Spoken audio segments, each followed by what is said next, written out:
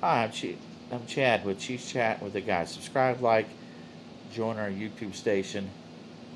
Bill and I will be dropping a video after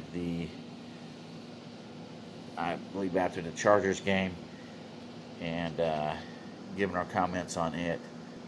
This last game with Atlanta Falcons, I would rate it a C again, only because we won. And as far as the way we played, you know, we had our moments to win the game. We made enough plays to win a game. I just think they're just not on the same page offensively. The receivers running the same routes and all that stuff. It's obvious, when they're doing those crossing routes, they either stop or they're too close. And Mahomes, I think that's where the confusion is with him. He's just like, and he's not going to say you guys are jacking it up, jacking these routes up, because I'm not going to throw it into that traffic, which I don't blame him. And then you got to make it more crisp, and different angles are better. I think that one interception he threw in the end zone, he was supposed to cut that right before the end zone, or little sharper to the right. So that stuff is fixable. It can be fixed. I think that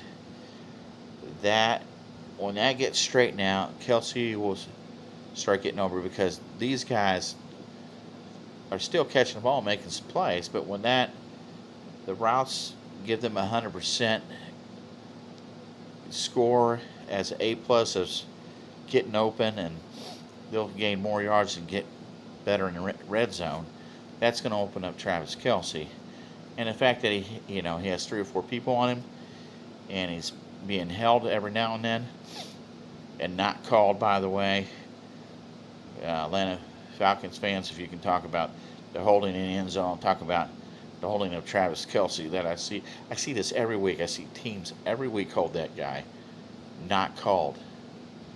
Okay, we could do tick for tat about what's being called and what's not called, and that's part of the things I'm going to talk about here in a second. The offense can get this straightened out. All they need to do is know what route they're running, not be so close together, and spread that field out a little bit.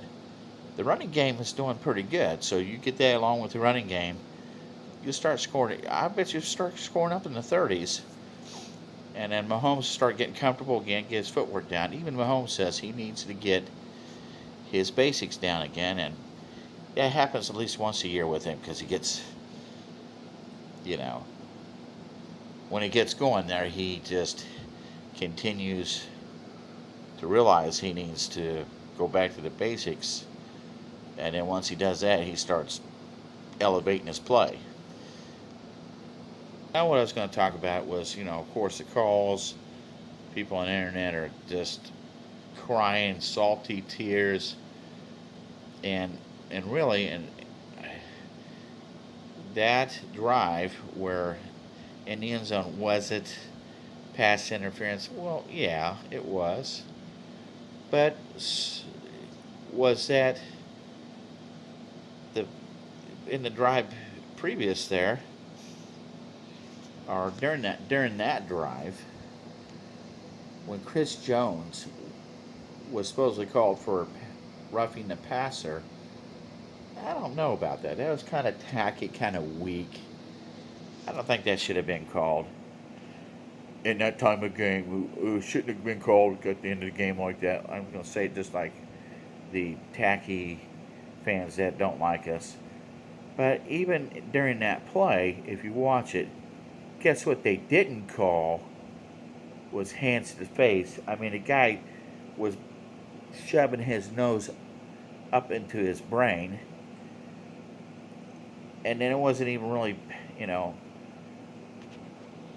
the quarterback was not being jumped on full weighted. So I don't know what they were thinking about that. So again, maybe that in the end zone, that could have been a makeup call. And we know about those. We get those all the time because we get crapped on ourselves. We have a lot of penalties that shouldn't be called, and then they do makeup calls. and then other fans from the different organizations cry, "Oh no, well, did you see the previous crap?" So I shouldn't have to get on here and talk about that every week, but I'm going to stop that right now because it's tick for tat. That happens all the time. I can do the same thing. I can go back and tell you what drive, what plays that they didn't call certain plays on us and bogus calls. I can do the same thing that we could have scored more points and won by more points if those calls weren't called. Like they're trying to keep you in the game. How about that? They try to keep you in the game, Atlanta. They try to keep you in the lane, in the game, Cincinnati. They try to give you the game, Cincinnati. They can do this all day long. So they're 3-0. Cincinnati. Just watch that game. They're 0-3. They talk a lot of crap. You need to worry about yourselves. Don't worry about us because you got a lot of work to do. And then, Baltimore. There's. I think Baltimore will still win their division. So I think we'll be facing off against them in the playoffs. So we still have a lot of work to do because they're gonna try to come back and prove a point. So on to the Chargers. The tic-tac back and forth with what call should have been made and not is done for me right now. Chargers, will Justin Herbert play? I don't know. There's they have their safety. He's suspended. And they say, oh, they're already fixing this for Kansas City. So here we go again with that nonsense. Look, I didn't see why he got suspended, so I don't know. I don't care about that. I care about Justin Herbert's going to play over him. And I like Justin Herbert. I think he gets hurt a lot. I think their team gets hurt a lot. They've had some bad luck over the years. They're a good team. And they still, even though they have some tackles out, you still can't take them lightly. You still have to, it's a divisional game, so you have to act like you are playing them. And you got to go out there and learn how to put these teams under. You can't, eventually, I hope we do this because I'm tired of people saying you're lucky you won, blah, blah, blah. I want us to start blowing teams out. It would be nice. Andy Reid could have a killer instinct. I'm not complaining because we won 3 Super Bowls, so I can't complain that much, but it would be nice to know that, hey, we can blow teams out if we want to. We just eliminate these mistakes. It's all about eliminating mistakes, and a lot of these things are correctable. Is Charles Omenihu coming back? When is he coming back? Is Hollywood, is he coming back before the end of the season? Don't know. So these are questions that are going, hey, are these players going to be back? And how much are they going to use Kareem Hunt? I think you keep him on the team all year, all year round. Keep him on here, and I think he's going to make a difference. But who is your 3 or 4 running backs? Who do you got? Who do you think? Do you keep? Do you drop one of them? So, in the comments, what is your list of the running backs? Because that's interesting. I mean, they all have, their talents and all that stuff. Also, the receivers. Are you happy with the receiving room? Do we bring somebody else in? We keep who we have? If Holiday comes back, who goes? I hope they keep Juju around. I mean, I think he's only going to get better. I don't know what you're going to do with Watson or any of the others that you would think need to go. So anyway, so you have the running back room, the receiver room. It's always some juggling around there. Charles Mayhew may come back. Sounds like I'm hearing rumors that that may be the case, which is good. We need more pass rush. The more pass rush we have to help Chris Jones out, I think that's the key too. Is the pass rush. They got to start. They got to start hitting that quarterback. And I mean, don't hurt him, but let him know that you're there. Because in the first game, they weren't getting to. They got to him, but not enough to Lamar Jackson. You know, you got to get that guy up the middle, not let him get going.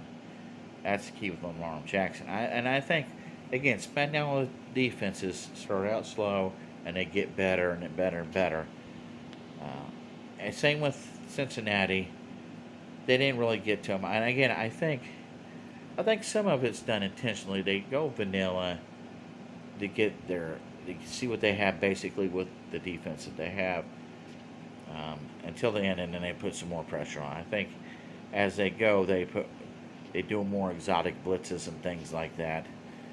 And let's see if this game, depending on Herbert, if he's playing or not, what kind of blitzes they do, because don't know if Justin Herbert's playing, and even if they have a backup quarterback playing, you gotta put pressure on that quarterback because he'll still make some plays. So I would like to see, a 10 to 14 point win out of this, coming up against the Chargers this Sunday at 4:25, playing SoFi Field. See if Kelsey can continue his play against the Chargers. He likes to win there at SoFi. I noticed that. So we'll see what happens here. I picked the Chiefs to win by 10. I hope it's more. I had some, friends or whatever asked me if I think they're a three-peat. I said, look, they have a chance. They have a chance. But I said I'm not worried about that yet. I'm worried about the regular season here and doing the things they need to do to get the number one seed first and get into the playoffs, I think, and get healthy and getting things straightened out before we start talking about that. And the same thing with, they asked me about Patrick Mahomes compared to Tom Brady. Look, he's the best quarterback right now. He has a chance to catch Tom Brady, but you still have to put more time in. I mean, he still has a lot more time to put in there. So I don't even, if they go compared to where Tom Brady is at this time and how many years he put in with versus Mahomes, well, I understand that, but you still have, more time to put in and worry about just one thing at a time. People get ahead of themselves, and they always say, enjoy the ride there. Because, as you know, as Chiefs fans, before he came along, we'd always had these teams that would go 13-3. I mean, you get the first round of playoffs with, whether it was Dick Vermeil or Monty Schottenheimer, and then lose in the first round of the playoffs by, whether we missed 4 field goals or, just fumble the ball. I remember it's always the Colts or the Broncos always messing us up on that, and self-inflicted wounds. So remember, let's just enjoy the ride there and have fun. Thankful that we have a team that's actually going to be in it every year for a while here, and enjoy that. And we will get back after the Chargers game and have comments on the Chargers game. And in the comments below, let us know what your prediction is of the game and the score and all that good stuff. Subscribe, like, and we'll see you next video. Go Chiefs.